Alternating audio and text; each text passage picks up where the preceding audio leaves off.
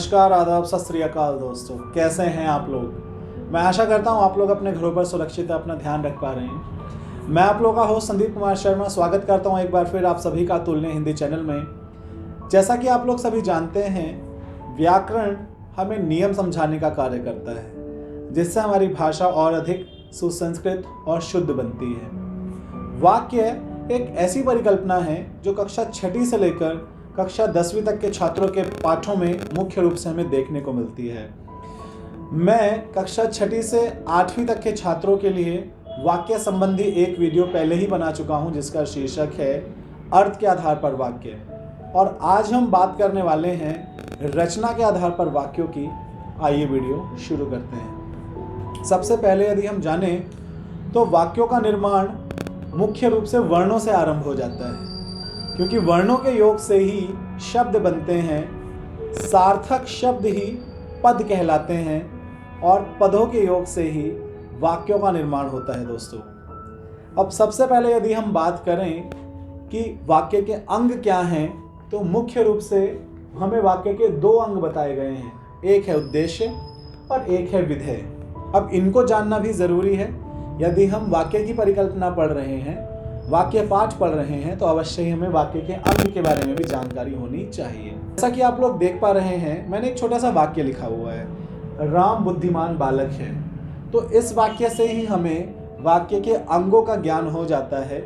वाक्य के मुख्य रूप से दो अंग हैं, उद्देश्य और विधेय। उद्देश्य के लिए यदि मैं एक शब्द कहूँ तो मैं कहूँगा जिसके, और विधेय के लिए जो। अर्थात जिसके बारे में बात की जा रही हो वह उद्देश्य है और जो बात की जा रही हो वह है दोस्तों विधेय। तो जैसा कि आप लोग देख भी पा रहे होंगे कि जिसका अर्थात राम की यहाँ पर चर्चा की जा रही है और क्या बात की जा रही है, जो बात की जा रही है वो है बुद्धिमान बालक है। तो उद्देश्य और विधेय वाक्य के दो अंग हैं। एग्जाम्पल कुछ और भी हो सकते हैं, जैसे मैं कहूँ गाय सफ़ेद रंग की है, तो इस वाक्य में मैं कहूँगा गाय उद्देश्य है, सफ़ेद रंग की है, ये है विधेय। तो हम सामान्य रूप से देख सकते हैं कि किस प्रकार उद्देश्य और विधेय हर वाक्य में हमें मुख्य रूप से देखने को मिलते हैं। सिर्फ इतना ही नहीं, यदि हम आगे बढ़ें तो हम पाएंगे कि वाक्य के कुछ गुण भी हैं। अब ये गुण क्या हैं, ये भी आपके सामने मैंने मुख्य रूप से आपको समझाने के लिए रखे हुए हैं। ध्यान से देखिए। सबसे पहला है सार्थकता। सार्थकता मुख्य रूप से पदों की होती है। अब आप कहेंगे सर पद किसे कहते हैं। अब यदि मैं एक छोटा सा वाक्य लूं, जैसे मैंने लिखा राम बुद्धिमान बालक है। अब यहाँ पर हर शब्द जो है वो पद का काम कर रहा है। अर्थात सार्थक का अर्थ ही होता है सही अर्थ देना। अर्थात ऐसे पद जो एक वाक्य में आते तो हैं लेकिन उसका सही अर्थ भी प्रदान करते हैं, उसी को हम सार्थकता कहते हैं। आगे बढ़ते हैं। आगे है योग्यता। अर्थात हमारे जो शब्द हैं, क्या वो अपना अर्थ पूर्ण रूप से प्रदान करने की योग्यता रखते हैं, क्षमता रखते हैं। कहीं ना कहीं उसी को योग्यता का नाम दे दिया गया है। मैंने लिखा भी हुआ है, देखिए योग्यता के लिए एक शब्द है क्षमता, अर्थात अर्थ देने की जो क्षमता होती है। अब यदि हम कोई वाक्य पढ़ते हैं और उसका अर्थ हमें यदि पूर्ण रूप से प्राप्त हो पा रहा है, तो उसी को कहीं ना कहीं वाक्य की योग्यता कहा जाता है, अर्थात उसके पदों की योग्यता कह दिया जाता है। अब इसके आगे है आकांक्षा। तो आकांक्षा का अर्थ होता है इच्छा। वाक्य अपने आप में पूर्ण होना चाहिए, अर्थात वाक्य मुख्य रूप से अपने अर्थ को स्पष्ट कर पाने में सक्षम हो। कहीं ना कहीं उसी को क्या कह दिया जाता है, उसी को आकांक्षा कह दिया जाता है। अब ये बहुत ज़रूरी है कि हमारा पदक्रम जो है वो सही होना चाहिए। अब हम छोटा सा वाक्य लेते हैं, जैसे कई बार हम कहते हैं गाजर काटकर खरगोश को खिलाओ, या फिर दूसरा वाक्य है खरगोश को काटकर गाजर खिलाओ। अब ये जो दो अलग अलग वाक्य हैं, उसमें यदि हम अर्थ की बात करें तो हम देखेंगे अर्थ दोनों से प्राप्त हो रहा है। लेकिन जब हम किसकी बात करते हैं, पदक्रम की बात करते हैं, तो हमें पहला वाक्य ज़्यादा सार्थक नज़र आता है, जिसमें गाजर को काटकर खरगोश को खिलाने की बात की जा रही है। और यदि हम खरगोश को ही काट देंगे तो गाजर किसको खिलाएंगे। तो हम देख सकते हैं पदों का क्रम होना, अर्थात ये जो शब्द हैं इनका क्रम भी बहुत महत्वपूर्ण होता है, उसी को पदक्रम कह दिया जाता है दोस्तों। यदि हम आगे बढ़ते हैं तो आगे आ जाता है अन्वय। अन्वय कहीं ना कहीं व्याकरणिक नियमों को ही वाक्य में प्रयोग करने को दर्शाने को कहा जाता है, जिसमें लिंग, वचन, कारक, काल संबंधी जो नियम है वो वाक्य में प्रयोग कर लिए जाते हैं, उसी को अन्वय कहा जाता है।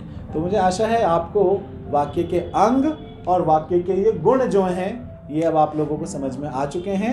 आइए अब हम आगे बढ़ते हैं, रचना के आधार पर वाक्यों के जो भेद हैं उनको अब हम समझने की कोशिश करेंगे। अब यदि आप मेरे बाईं तरफ देखें तो आपको नज़र आएगा मैंने कुछ वाक्य के आधार पर कुछ भेद बताए हुए हैं। मुख्य रूप से इनके 3 भेद हमें देखने को मिलते हैं: सरल वाक्य, संयुक्त वाक्य और मिश्र वाक्य। तो सरल वाक्य जो है, सबसे पहले हम उसी के नियमों को समझेंगे, क्योंकि यदि हमें नियम समझ में आ जाते हैं तो मुझे लगता है कि अवश्य ही वहाँ पर हम अन्य उदाहरणों को भी समझने योग्य हो जाते हैं। तो जो सरल वाक्य है, ये सरल वाक्य का जो उदाहरण है, तो देखिए जो सरल वाक्य है, सरल वाक्य के जो नियम है वो क्या है, इसमें एक उद्देश्य और एक विधेय होता है। अर्थात सामान्य रूप से हम जिन वाक्यों का प्रयोग कर लेते हैं उन्हीं को सरल वाक्य कहा जाता है। उदाहरण के तौर पर मैंने लिखा भी हुआ है, वर्षा हो रही है, राम पढ़ रहा है। अब यदि मैं यहाँ पर भी देखूं तो यहाँ पर वर्षा जो है वो क्या है, वो उद्देश्य है, यहाँ पर राम उद्देश्य है, और हो रही है विधेय है, और यहाँ पर पढ़ रहा है विधेय। तो आप लोग देख सकते हैं ऐसे वाक्य है जिसमें एक उद्देश्य और एक विधेय हो, उसी को हम क्या कहते हैं, उसी को हम कह देते हैं सरल वाक्य। जैसे पिताजी बाजार गए हैं। कुछ उदाहरण मैं देकर के आप लोगों को समझा रहा हूँ जिससे कि समस्या ना रहे आगे। तो पिताजी क्या है, यहाँ पर पिताजी हैं उद्देश्य, बाजार गए हैं विधेय। तो मुझे आशा है आपको वह नियम समझ में आ रहे होंगे जो मैं आपको समझाने की कोशिश कर रहा हूँ। इसी क्रम में यदि हम आगे बढ़ें तो हमारा दूसरा भेद आ जाता है, वो है संयुक्त वाक्य। संयुक्त वाक्यों को 2 उपवाक्यों के माध्यम से क्या किया जाता है, 2 उपवाक्यों को जोड़ दिया जाता है। किसके माध्यम से, समुच्चय बोधक के माध्यम से। समुच्चय बोधक जो कि कौन से हैं, और, इसलिए, अन्यथा, अपितु, लेकिन। तो ये जो है क्या करते हैं, 2 उपवाक्यों को जोड़ने का कार्य करते हैं। जैसे कई बार हम कहते हैं राम और श्याम। उदाहरण के तौर पर यदि हम कहें तो मैं कहूँगा माँ बाजार गई, सब्जी लेकर लौट आई। ठीक इसी प्रकार आप चाय पिएंगे या कॉफ़ी। तो आप देख सकते हैं यहाँ पर जिनको मैं गोला कर रहा हूँ ये हमारे समुच्चय बोधक हैं, और तथा या। ठीक इसी प्रकार यदि हम और एग्जाम्पल लें तो हम कह सकते हैं रमेश आज विद्यालय नहीं गया क्योंकि वह आज बीमार था। तो यहाँ पर क्योंकि समुच्चय बोधक होगा। तो 2 उपवाक्यों को जोड़ने के लिए जब हम समुच्चय बोधक का प्रयोग करते हैं तो कहीं ना कहीं इसी प्रकार के जो वाक्य हैं वो संयुक्त वाक्य कहलाते हैं। वर्षा नहीं हुई इसलिए फसल नष्ट हो गई। तो हम एक चीज़ तो देख सकते हैं कि यहाँ पर इसलिए शब्द जो है वो समुच्चय बोधक है जो 2 उपवाक्यों को जोड़ने का कार्य कर रहा है। तो जहाँ पर 2 उपवाक्यों को जोड़कर एक नया वाक्य बनाया जाए उसको हम संयुक्त वाक्य कहते हैं। बिल्कुल सही, उसको हम संयुक्त वाक्य कहते हैं। इसी प्रकार यदि हम आगे बढ़ें तो आगे आ जाता है मिश्र वाक्य। जैसा कि नाम से ही स्पष्ट है, मिश्र अर्थात मिला जुला। मिश्र वाक्य में एक प्रधान उपवाक्य होता है और एक आश्रित उपवाक्य होता है। इस वाक्य की पहचान होती है कि इसमें एक वाक्य के ऊपर दूसरा वाक्य आश्रित हो जाता है, अर्थात निर्भर हो जाता है। इसमें मुख्य रूप से जो शब्द हैं वो इस प्रकार के आते हैं, जैसे जैसा तैसा, जब तब, जिसने, उसे आदि। उदाहरण के तौर पर यदि आप देखें तो है जैसे ही शाम हुई बिजली चली गई। ठीक इसी प्रकार जब राम आया तब शाम चला गया। और ठीक यदि इस प्रकार आगे हम बढ़ें तो हम कह सकते हैं जब वर्षा हुई तो हवा चलने लगी। तो जब तब, जैसे तैसे, है ना, ऐसे वैसे, इस प्रकार के शब्दों का यहाँ पर प्रयोग ज़्यादा किया जाता है। जैसे हम कह सकते हैं पुलिस वाले ने उसे पीटा जिसने जेब काटी थी। तो हम एक चीज़ तो देख पा रहे हैं कि एक यहाँ पर क्या है, प्रधान उपवाक्य है जिसके ऊपर एक आश्रित उपवाक्य निर्भर करता है। अर्थात प्रधान उपवाक्य पहले आएगा, उसके पश्चात ही आश्रित उपवाक्य आएगा। मुख्य रूप से हम देख सकते हैं कि जहाँ पर भी आश्रित उपवाक्य होता है वह कहीं ना कहीं प्रधान उपवाक्य पर ही निर्भर करता है। जैसे हम कह सकते हैं यदि वह बोलता तो मैं उससे बात कर लेता। तो यदि वह बोलता तो मैं उससे बात कर लेता, तो हम समझ सकते हैं कि यहाँ पर भी बात करने की स्थिति एक व्यक्ति के बोलने के ऊपर निर्भर कर रही है। तो वह जो होगा हमारा प्रधान उपवाक्य होगा, बात कर लेता, आश्रित उपवाक्य रहने वाला है। तो मुख्य रूप से हम समझ पा रहे हैं दोस्तों कि मुख्य रूप से हम समझ पा रहे हैं दोस्तों कि संरचना के आधार पर वाक्य की जो परिकल्पना है उसमें भेद तो ज़्यादा नहीं है, लेकिन हाँ विशेष रूप से हमें नियमों को याद रखने की आवश्यकता है कि हम विशेष रूप से नियमों को याद रखें, तभी हम उदाहरणों की तरफ आगे बढ़ें। अगली वीडियो में मैं कुछ और अभ्यास संबंधी प्रश्न लेकर के आऊँगा, जिसमें अर्थ के आधार पर वाक्य और संरचना के आधार पर वाक्यों से संबंधित प्रश्न, कोई 50 प्रश्न मैं आप लोगों से पूछूंगा। अवश्य ही आप लोगों का उससे अच्छा अभ्यास होने वाला है। आप इस पाठ को ज़रूर ध्यानपूर्वक पढ़िए, और यदि फिर भी आपको कोई चीज़ें समझ में नहीं आई हैं तो आप उनको कमेंट करके मुझसे पूछ सकते हैं। यदि समझ में आई हैं तो भी कमेंट कीजिए।